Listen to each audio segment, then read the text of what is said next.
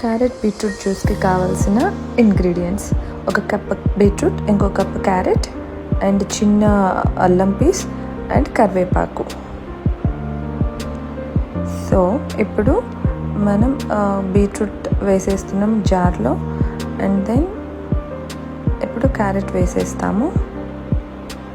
Next మనం ముందే తీసి పెట్టుకున్న అల్లం, దెన్ కరివేపాకు. సో కొంతమంది ఏపీసీ జ్యూస్ కూడా చేసుకుంటారు.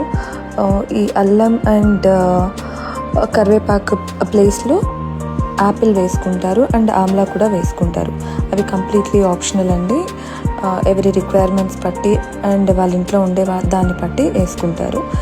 నా దగ్గర ఇవే ఉన్నాయి అండ్ నేను వీటితోనే చేస్తున్నాను.